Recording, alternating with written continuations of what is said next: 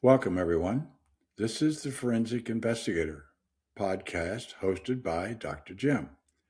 As stated in the trailer, I bring to the table decades of training, education, and experience to include authoring 3 books and lecturing around the country and in Europe, specifically on homicide and cold case investigations. I remain active in the field, offering certified training to law enforcement agencies and case consultations for detectives, attorneys, and families.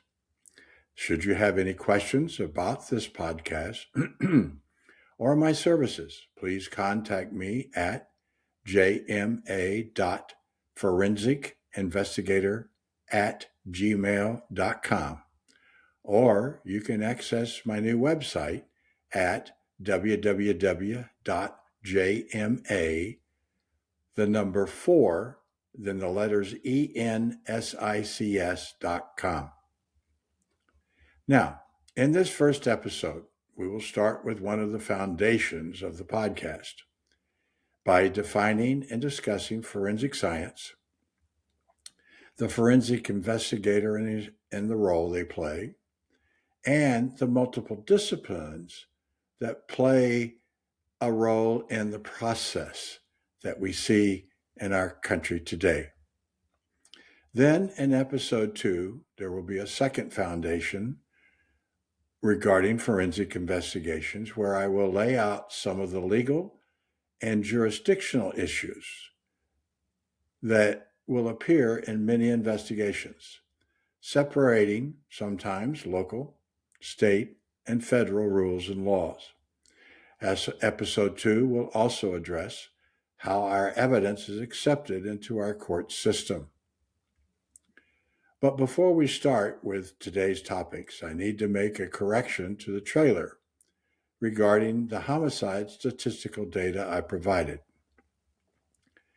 While there are approximately 300,000 unsolved murders in this country since 1980, the claim that police solve 50 to 60% of the cases, meaning 4 of every 10 become cold, is not entirely accurate for the period from 1980 to 2025. Let me go back a little on this so you get an understanding. In the 1960s, police solved about 92% of homicides. By 1993, a couple of decades later, we reached a record high of 25,000 homicides.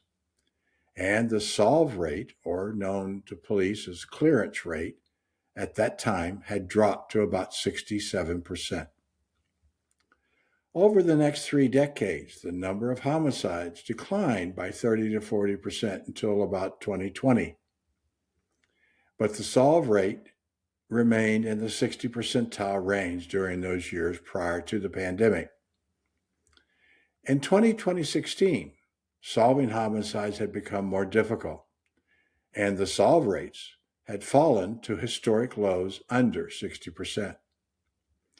By the time we reached 2020 with the pandemic, the number of homicides significantly increased for that year, and the clearance rate dropped again below 60% to its lowest ever in our history. However, today, the data is much more promising, but I will return to this topic in a future episode. Now to this podcast.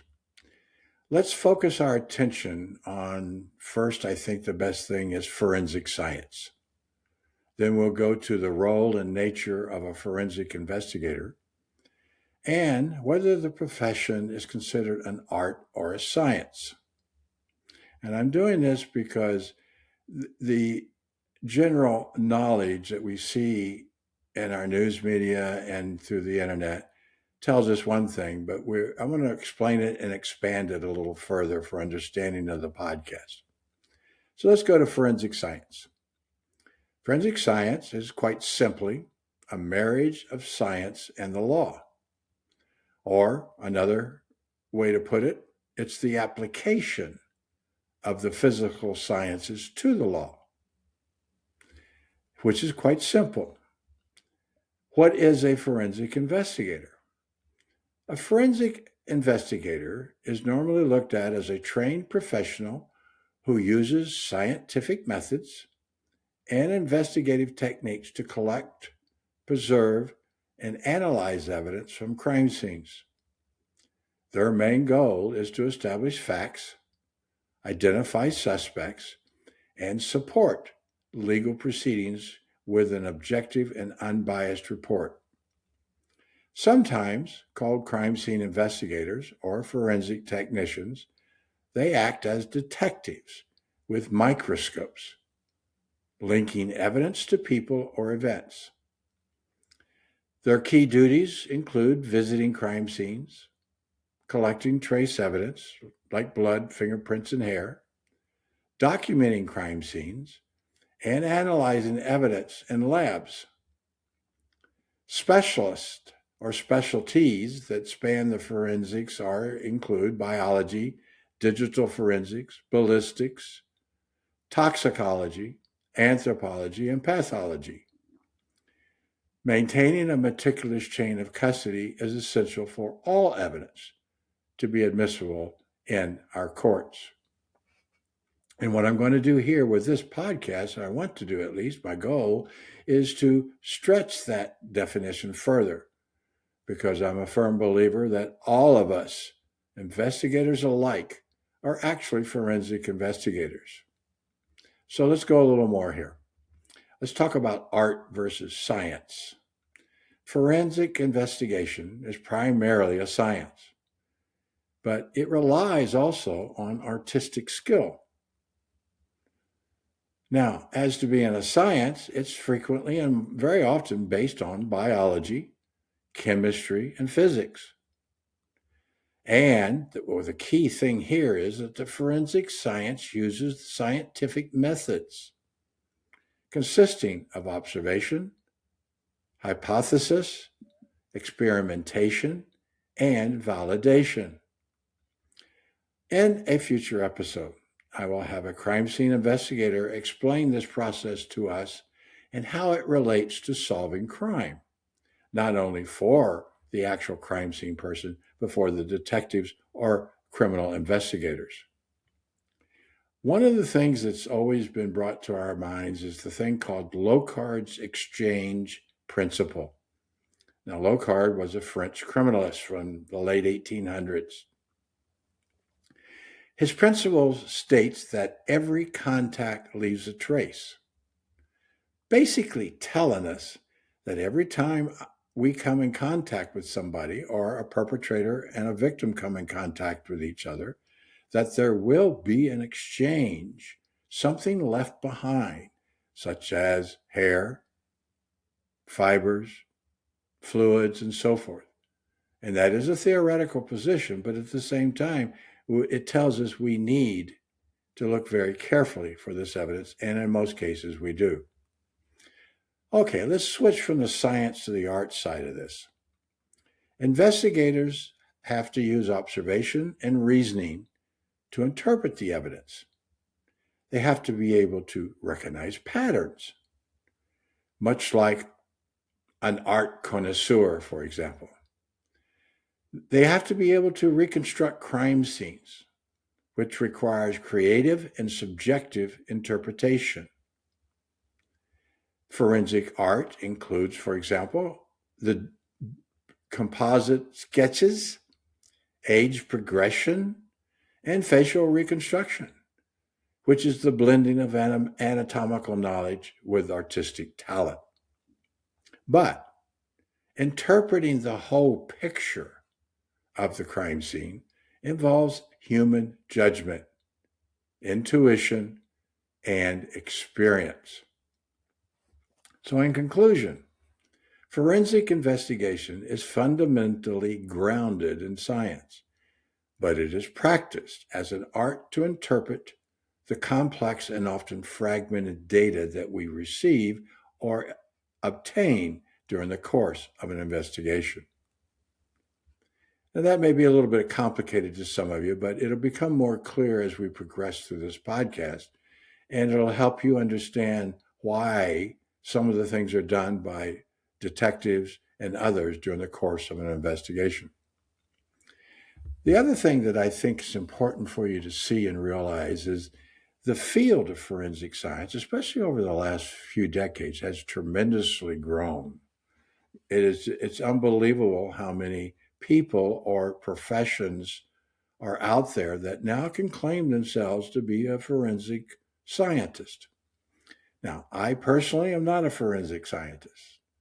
I have a 1 year fellowship in forensic medicine that got me started, but all of my training and education has pertained to the mixing of the art and the science, the investigative aspects and the sciences.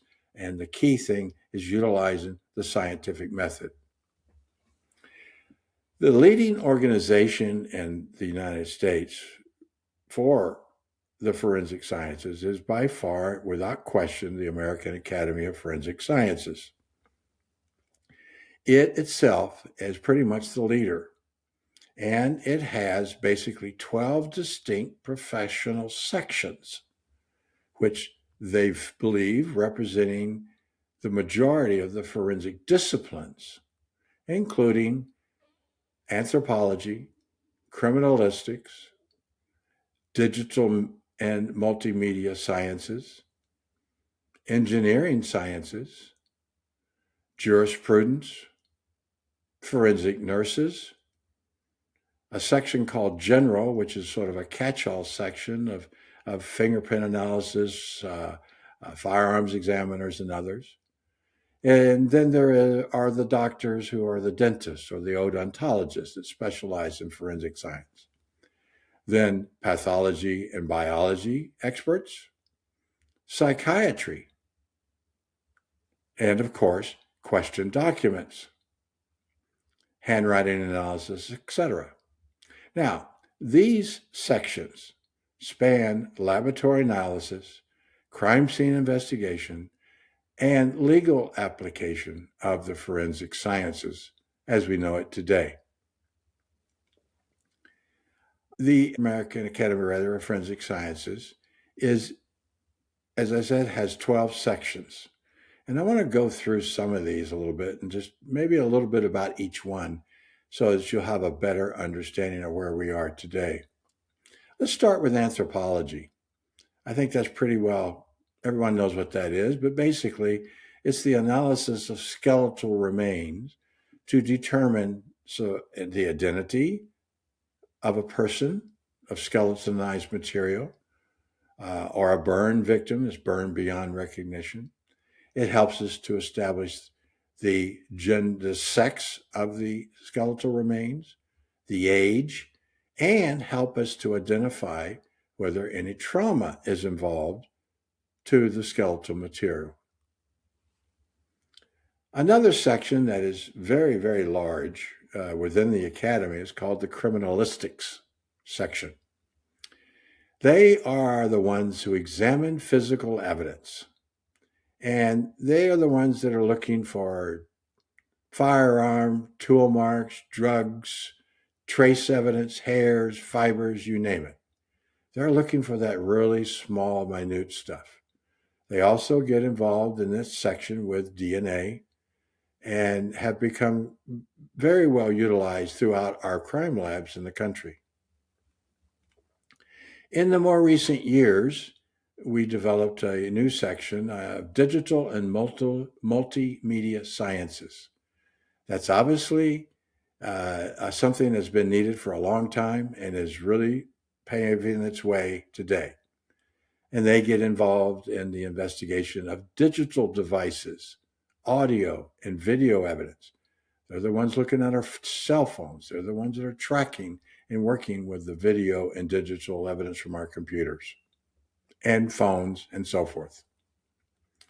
Then there's a section called Engineering and Applied Sciences. They delve into the investigation of structural failures of buildings or any type of a structure, accidents that may occur, and explosions. And they're able to tell us why some of these incidents occurred and ultimately end up testifying in court, which brings them into the forensic sciences. Again, applying what we said earlier, the physical sciences to the courts. More recently than digital and multimedia is the forensic nurses. They've been around for many, many years now and have contributed significantly to the causes. They specialize in health care for victims of violence and evidence collection. They become especially important during the physical examinations of sexual assault victims or child victims of abuse. They're really helpful. The general section I mentioned is sort of a, potpourri. It's a section that's got everything in it. This is where a lot of things start, at least, not everything, but most of the disciplines start there. And it's a very diverse section.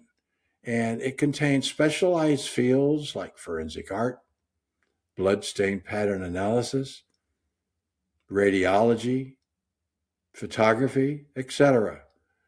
Crime scene investigators are in there. Let's see what else. Coroners are in there. So it's got a very large group. And at one time, the nurses were there, and they eventually got large enough that they could form their own section, and they did. Now let's move on to another aspect that we don't always think about, but is very important: jurisprudence. These are legal professionals focusing on the admissibility of evidence in courtroom testimony. They are forensic specialists, but guide us through the legal system. Then we have the dentist or odontologist, or odontology as it's known. This is forensic dentistry, and they do things like bite mark analysis, dental identification, especially for those that are not readily identifiable, and sometimes can through just the jaws that remain from skeletal remains, or in cases where decomposition or fires have destroyed much of the body, they can sometimes help us make identifications of who the deceased are. Another one, which is another very important section, is pathology and biology. Now, they are primarily the ones we hear about that determine what we call the cause and manner of death via the course of an autopsy. I have a special section, actually 2 episodes, that I will discuss this at much more length than I'm going to here. We also find that these people, they help us determine the medical reason for the death, which is the cause of death, and the legal reason for the death, such as homicide, suicide, accident, or natural. That's also referred to as the manner of death. Entomologists are sometimes in there as well, forensic entomologists that deal with bugs and insects. But you'll see a breakdown of them in both the general section and the pathology biology section. They spread out a little bit throughout the academy. Another section that I think is also quite important is to be psychiatry and behavioral sciences. Now, this is where the evaluation of mental state in a legal context is accomplished. If someone is considered mentally ill, cannot stand trial, and so forth, this is where they come into play. They also come into play on behavioral issues a lot of times, about trying to explain why people do certain things they may do in determining motive, etc. And we have question documents. This is the examination of handwriting, analysis of inks that are used, and paper for authentication purposes.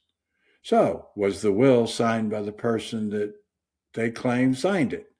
That's one thing. Is it a fraudulent document? They can determine that sometimes. Can we authenticate a document as being legitimate versus fake or forged? That's part of what the question documents people do. And they are in and of themselves forensic scientists. Another one, and probably the last one I think it is toxicology. That's a very large section as well, because they are the ones that do an analysis of all the drugs, the alcohol, and the poisons that are found in biological samples submitted via the autopsy or from a coroner or from the law enforcement. Very much involved in that. So, From this, you should now have what I call a basic understanding of one of the foundations associated with the forensic investigation. They are people that we all need and use. Maybe not all in the same case, but at one time or another, we will use their expertise. In the next episode, as I mentioned before, we will add the other foundation that will delve into the legal aspects, such as jurisdictional boundaries and acceptance of evidence into our court system. Thanks for being with me. Please join us for the next episode. And remember, if you have any questions about this podcast or the forensic services I provide, please email me at jma.forensicinvestigator@gmail.com or visit my website at www.jma,